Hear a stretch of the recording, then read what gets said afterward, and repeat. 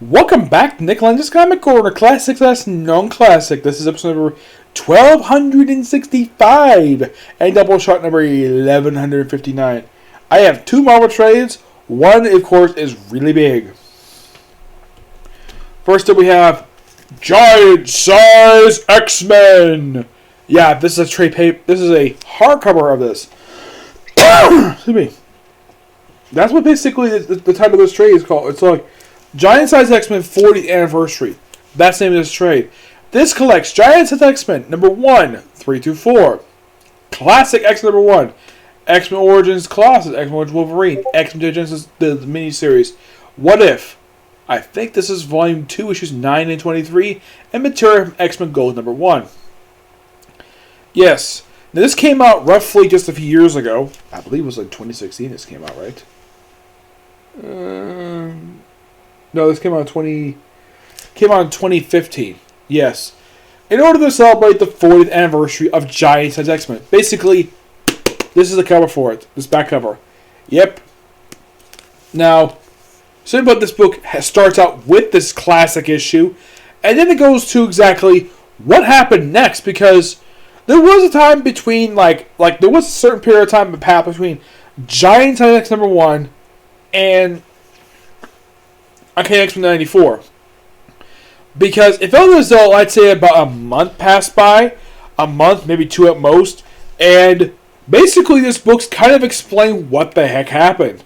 I mean, anybody who's read this issue, Giant Size X number 1 is a classic issue, and a lot of comic fans have read the issue. This comic book basically has the debut of several characters. Thunderbird, John Proudso, Thunderbird. We also have the first appearance of Orto Monroe, a.k.a. Storm. The first appearance of Colossus, his sister Ileana, who's actually a little girl here. Yes, I know the fact the characters are old now. We also have the first appearance of Nightcrawler. Yes, these 5 characters all make a debut in this book, along with Krakatoa. Yes, the island that walks like man. Yes, this makes his first appearance here. Though, yes, this thing did make a reappearance just recently, and now it's a freaking country. Yes, that thanks to Jonathan Hickman for doing that. Yeah, doing something interesting and different with Krakatoa, which I think is kudos to the back of Jonathan Hickman, too.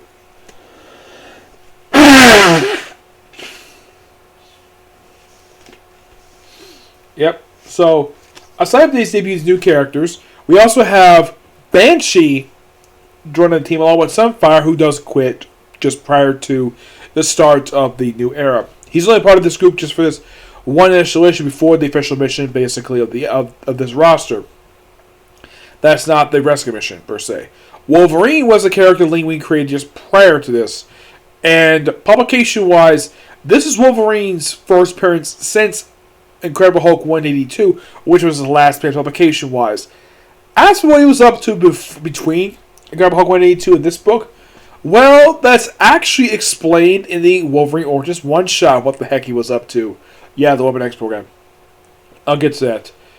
So, aside from these characters, we have a hint of basically setting up a plot thread that basically won't be starting until issue 120, I think it is, with the debut of Alpha Flight. Yes. Plot thread that basically, it says there's some plot threads here. One is basically that Xavier's going to protect his family. Protects Colossus' family. That's simply what that is. And yeah, it's an overall really good story. It's interesting, the dynamic. It's something that Linkara hasn't really covered this issue yet. I figured though it's a classic issue. Yeah, it's really long. It's really thick. Chronologically, guess what happens next? Well, the story printed in Classic X number 1.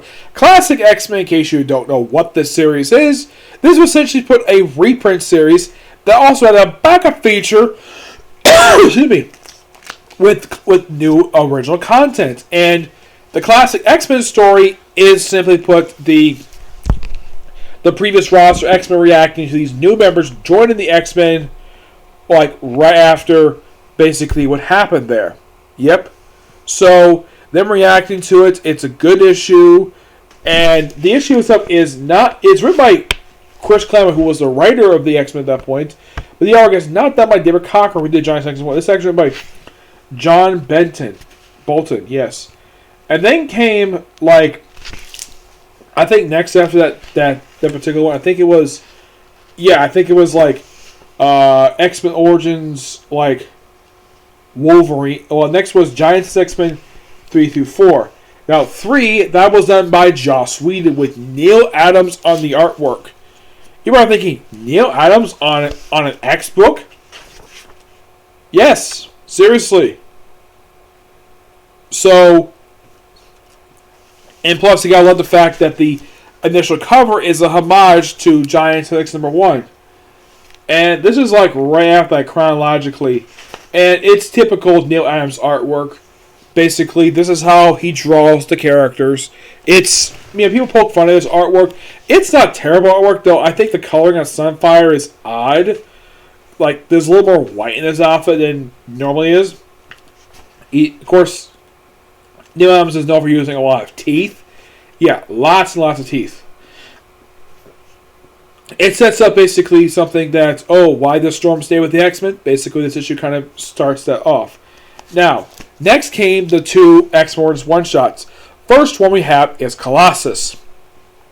This one is basically explaining his backstory, what the heck he was up to prior to meeting up with Charles Xavier.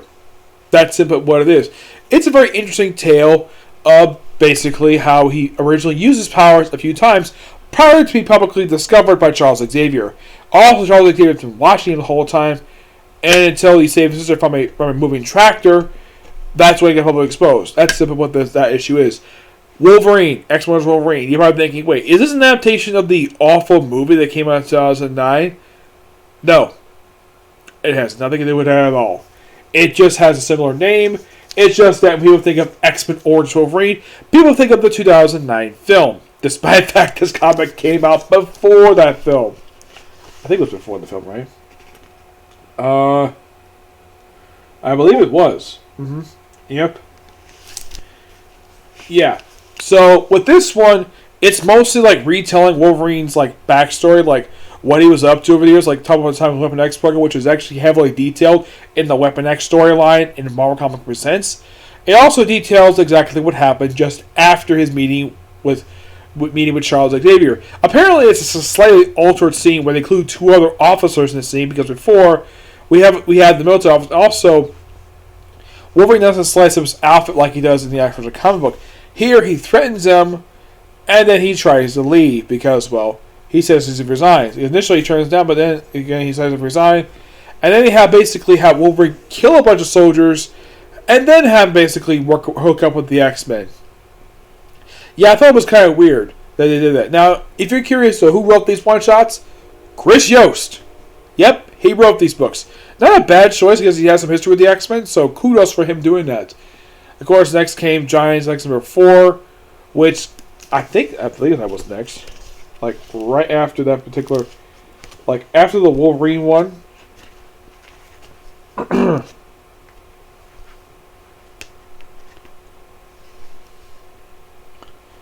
I think it was just after the Wolverine one-shot that they had that next, right? I think they did.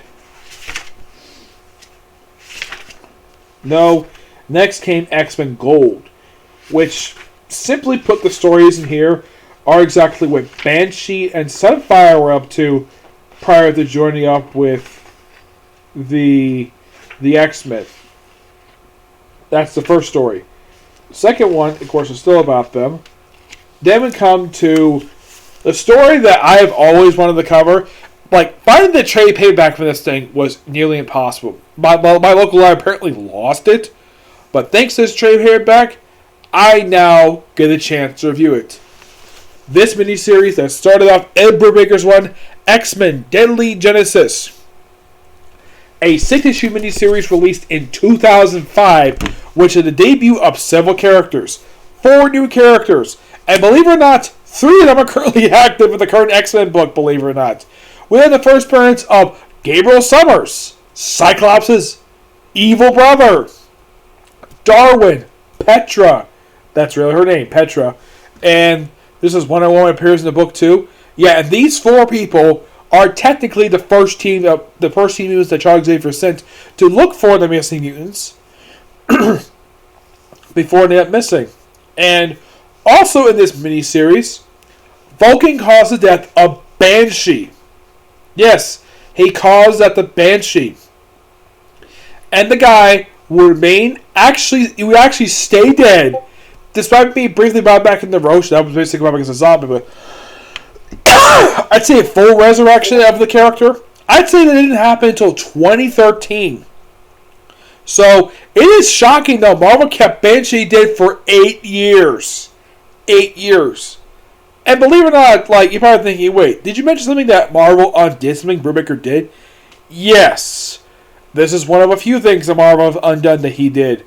Another thing that Marvel undid, this is something Nick Spencer did. Yeah. Apparently Nick Spencer apparently has a habit of undoing some other writers do. One of the things he did with his book was the fact he undid what happened to Sin's face. Where she became, simply put, like a female Red Skull. That was simply put basically what she was doing because Edward Brubaker killed the original Red Skull in the final issue of Captain America Reborn miniseries. So she was the female Red Skull from 2010 to about, I think it was like 2016. For 6 years this stuck. And that was basically one of the few things he actually undid from that run. Of course, he's known for doing a lot of stuff, like he undid that. He undid basically Sam Wilson and Captain America. And recently he undid two things Peter David did. Basically got rid of the 29 universe that Peter David created, the final issue of Spider-Man 2099, and he brought back the Sin Eater. Yeah. So Nick Spencer undid 4 things done by at least 3 different writers, while Rick Remender has only undone 1 thing. And that was a Banshee. Yeah, and here's the thing. Apparently, it was revealed that they went to Krakatoa, and apparently this team died, though Vulcan survived, along with Darwin. Yes, Darwin survived. It's because of the mutation he has. His mutant power is evolution. And they showed a backup feature for the title, basically, what these characters' powers are. Petra's power is that she has illusions. I believe so, yes. I don't remember what her powers are, but they were sent to Krakatoa before the team and Lane Ween sent there in Giant X #1. And this was revealed by Charles Xavier, which, by the way, this miniseries was his first appearance since House of M wrapped up. Yes, his very first appearance. And it's revealed that he's lost his mutant power, and he's started walking again. Yep, he began walking again, which, that was something different. And as far as I can tell, that part of him, this is something that Brubaker, I don't know if he was one who confirmed this, but he's technically the one who started this whole thing of having Charles Xavier walk again. And believe it or not, this is one thing Brubaker did that actually stuck. And one of the many things he did, which basically, Brubaker is an amazing writer. I mean, undoing stuff he did is basically, by another writer, is kind of a bad thing. But this is one thing I do appreciate they did, because it's something different for Xavier. Because he's walked little bits here and there, but full time? Yeah. And it's all because he lost his powers. Which apparently they adapted that part of this comic book for X-Men Japan. Apparently blocking his powers enables him to walk. Yeah, I thought that was kind of weird. Though eventually his powers were eventually restored prior to his death. Yes, believe it or not, his powers were in fact restored prior to his death. Also, Rachel Gray's in this series, and this is also a period of time, if you read this, you're like, wait, why the heck are the Sentinels at the X-Men Institute? Well, there is an explanation for that. That's actually explained in the storyline the day after, in X-Men Volume 2, where because of the dissemination, and there's only about 200 mutants left, so the Sentinels were basically brought there, and the storyline basically has been sort of collected as house arrest, because they're basically there to protect the X-Men.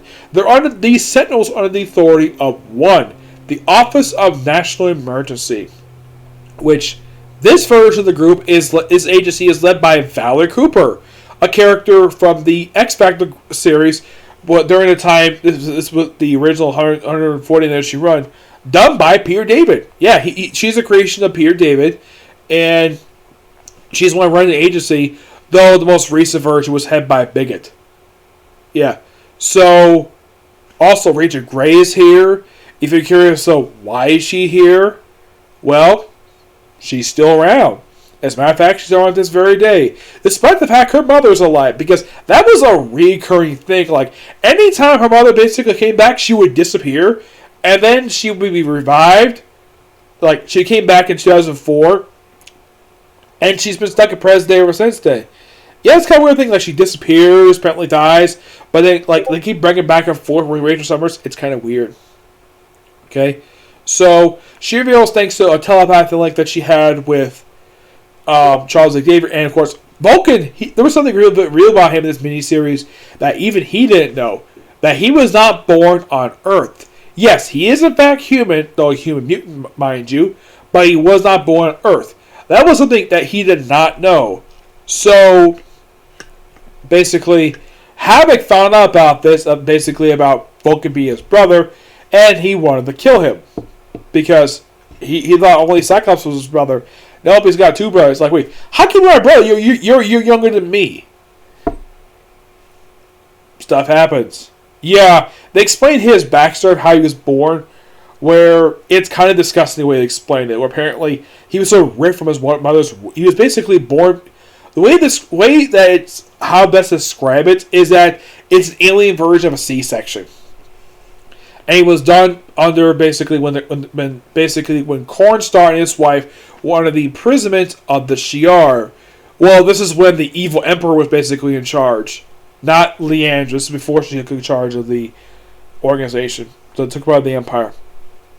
Yep, and the main series ends setting up a storyline that basically would start in a Kenny X-Men 475. It would start a 12-issue epic known as The Rise and Fall of the Shi'ar Empire, which is a very good storyline. Basically, Genesis basically is a setup for several different stories. It's basically a build-up to War of Kings, which would happen in 2009. Like, after this miniseries wrapped up, then you had Rise of the Shi'ar Empire. Then it's, I think next one after that was Emperor Vulcan, and then it was next one after Emperor Vulcan was the story from X-Men Divided We Stand, and I think next one after that was War of Kings. Yeah, I think War of Kings was next, which actually concluded this whole storyline. And at the finale of War of Kings, Vulcan died via being blown up by a bomb in space on a spaceship with Black Bolt. The Black Bolt came back a couple years later by Hickman brought him back, so Hickman's like, okay, I brought back Black Bolt, so I'll just bring back Vulcan. He brought it back in 2020. He brought it back 2 years ago. I'm like, really? How the heck is he alive? He died via explosion. Oh, wait. Resurrection Protocols. Okay. And they brought back his old team. Yeah, they brought back Petra and the other woman. And they're part of the current Expo group, that's quite nice. And they're kind of a team together. And also, she enjoys teasing him about being Emperor, which apparently doesn't like very much. It's also hinted at that she's got a thing for Vulcan. Yeah, it's kind of weird. Also, apparently, when he was part of this team of X-Men, before they sent the actual X-Men out, he was called Kid Vulcan before he referred to as Vulcan. He's still referred to as Gabriel, but he's wearing the same costume, but he apparently has forgotten the fact that he was married to Deathbird, and the fact Deathbird had a child with him. Apparently he forgot that. I'm not sure. Also, how in the world did they get hands on his DNA? Because he was killed in space, not on Earth like the other two were. I mean, the other two, I get how they brought them back because they're actually on Earth. My only guess is that Maura McTaggart, and this is my personal theory, she must have had a copy of his DNA on file. And also, when he was brought back, he lost all of his buff he had. He became a twig. Yep. Now, in case you're curious, though, what if 9 and 23? 9 is simply put, like, what if, like, let's see if we can find it here. The stories are very simple, really. Yeah, they're a couple what if stories. let's see. The first one is... Stop that. I really hate it when it does that. Anyways, yes. The first one is, what if the X-Men died in the first mission? Yeah, it's what if the classic, like, Chris Clement X-Men died in the first mission? And they form like a slight different team. It's an interesting story now was, what if the all different X-Men never existed? Yeah, the team basically, it's the original team, well, basically with the other stuff that Chris Claremont did.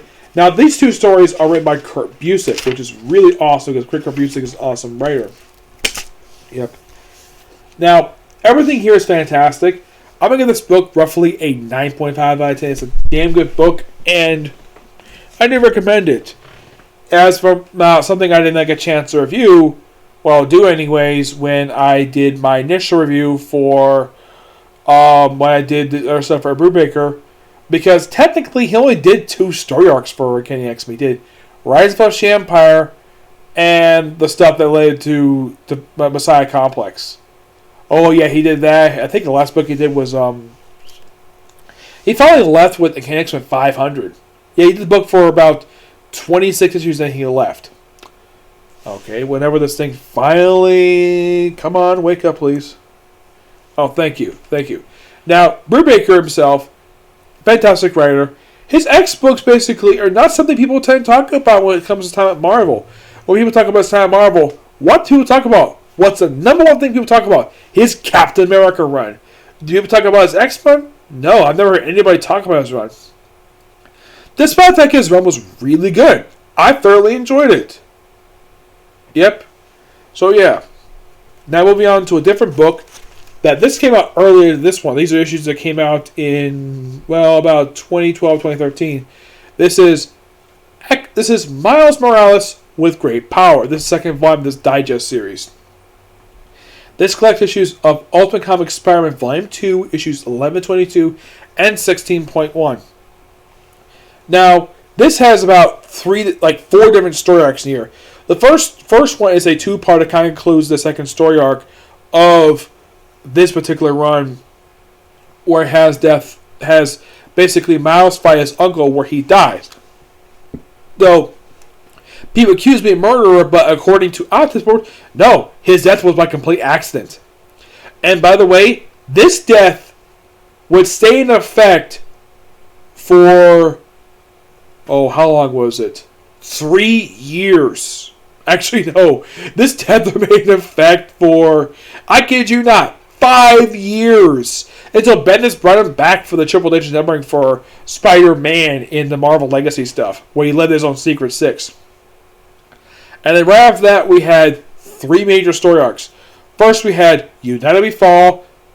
I think it's Divided We Fall, United We Stand, which is a great arc, basically. It's kind of a cross between the three Ultimate Universe books at the time, between this book, Ultimate Comics Ultimates, and Ultimate Comics X-Men. Yeah, it's a storyline where the country basically is like suffering from a civil war, and basically this is Miles' perspective, what the heck he was up to. So basically, we have in the I think it is in the finale for Divided We Fall, we have debut of the ultimate version of Maria Hill. Yep, Maria Hill, who became sort of a recurring character in this book, even after the book was relaunched after Cataclysm. Yep. And we also have basically Miles Morales during the United We Stand storyline join the Ultimates. Yep, he joined the Ultimates. The original roster. Then he became part of the all-new Ultimates, which was led by Kitty Pryde. Yep. Which I think is so cool. And of course, May Parker finds out about, Miles basically being Spider-Man, and eventually, after meeting up with, Captain America in a warehouse, he basically revealed that, he doesn't like the fact he is Spider-Man because what happened with Peter. And May Parker approves of being Spider-Man, so he gives Peter his old whip shooters and basically kicks butt, takes old names. Also takes time prior to coming to his warehouse. He apparently took time to fight Batroc the Leaper. The Ultimate version of him. Yep. And then in the United We Stand storyline, he ends up fighting Hydra, with apparently a brainwashed giant woman who was actually Cassie Lang. There's actually this one hilarious shot where you have Miles basically you have Miles in between Cassie Lang's chest. Like, that's the artist for you. Let's see, who was the artist who did that? Because it's my favorite art. I think it was Pepe Larez. Okay, I thought it was quite funny. We have Dave Marquez who does issues 1 through 15, 16.1, and 18. Yep. Though after the whole storyline with that, we also have the Venom War storyline. After the whole Divided We Fall, United We Stand storyline, which is a really good storyline. That's mostly told in the pages of Ultimate Comics Ultimate. That's what the main story is. If you're curious about what was responsible for what happened in that story in universe, it was actually Thor's son. Yes, Modi, Thor's son. You're probably curious, like, wait, how does the Ultiverse version of Thor have a kid? Well, that happened in Ultimate Comics New Ultimates. Yes. Okay, what happened? He slept with Hela. I am not kidding about that. He had sex with Hela. And she really wanted a child, so have sex with Thor. That was the only option. He wanted to leave. He wanted to leave Hela's realm so badly. So he's like, okay, I'm gonna basically have sex with a beautiful woman like Hela, and he did. Oh yeah, and Loki was there afterwards because, well, he apparently killed Valkyrie in the storyline. Yeah, the Ultiverse Valkyrie basically became an actual Valkyrie, and she also in the Ultiverse had a relationship with Thor. If you're curious though, did Thor ever have a relationship with Jane Foster in the Ultiverse? The answer is no. And after Valkyrie became, well, Valkyrie, she never had a relationship after that. Nope, never did. He did briefly spoke to Hela after the death of his son. Yeah, he had to kill his son because the thing is, the reason why he was doing all the stuff he did in the storyline was because he was being influenced by the World Tree. That was the reason why he did it. Now, the Venom storyline is simply put this. Betty Brant is back in the universe, along with basically saying, well, that J. Jonah Jameson and Robbie Robinson is here too. Basically, Betty Brant has a possible lead on who is the new Spider-Man. She thinks it's actually Miles' father, Jefferson Davis. No, it's Miles. So, basically, she's like, okay, I want you to rehire me and give me full pay. And he's like, no, I'm not going to basically ruin this man's life because if he found out his secret identity, he would have to give me the Spider-Man. And then later on, Venom shows up and kills Betty Brant. You're probably thinking, wait, is this Eddie Brock again? Like, the explanation for this is, I don't think Bendis has ever explained this, because prior to this, the last the Venom symbiote was seen was when he was captured by the Beetle, well, the Ultiverse Beetle, and he was brought to Latveria. That was back in Ultimate Spider-Man 122. That was back, I think it was like 2008, I think it was. This came out, I think it was like 2013. Yeah, somehow Eddie Brock got separated from the symbiote. Yeah, they don't know what happened to Eddie Brock in the Ultiverse. He just disappeared. And somehow this random guy who works for Raxxon, they revealed this guy is actually Raxxon, he apparently got his hands on the Venom symbiote and went on a freaking rampage. And basically, during the course of the storyline, he ends basically attacking Jefferson Davis because, well, Betty Brant had mentioned that he was, well, he may be Spider-Man, he really wasn't. We have Jameson being questioned by Maria Hill, who was a cop. Yeah, they do bring up she's a former SHIELD agent in here. But here's the thing. In the Ultiverse, she was never the director of SHIELD. Nope, it was always Nick Fury. What the heck Nick Fury is in all of this? Like, he appears, like, prior to this. Where Nick Fury is? Yeah, the Ultiverse Nick Fury actually disappears for quite a while. I'm not really sure why. He just disappears. Yeah, if you're curious what happened to him, I think he may... Like, it seems as though prior to United Fall of it seems like Ultimate Fury just disappears for quite a while. And S.H.I.E.L.D. becomes crazy. So, apparently at some point she quit, and she became a NYPD officer. And she was basically a recurring character, mostly in this book, up until Secret Wars. If you're curious what happened to this Virgin Maria Hill, she possibly was killed with the destruction of the universe, but despite the fact it's been reborn. Yeah, it's kind of weird what exactly what happened with her. Yep, and at the end of this Venom War storyline, Rayo Morales, Miles Morales' mother, dies. Yep. Oh, by the way, what happened to the guy who hosts Venom? He died too. Also, prior to this, he apparently broke into an abandoned Oscorp. If you're curious, like, wait, why the heck is Oscorp abandoned the Ultiverse? Well, because apparently at the end of the Spider-Man storyline, no one else apparently died, though he was later brought back in Miles Morales' Ultimate Spider-Man series, which came after this series was relaunched as that. Yeah, I thought that was kind of weird. The fact that he just came back, and then he's currently back now.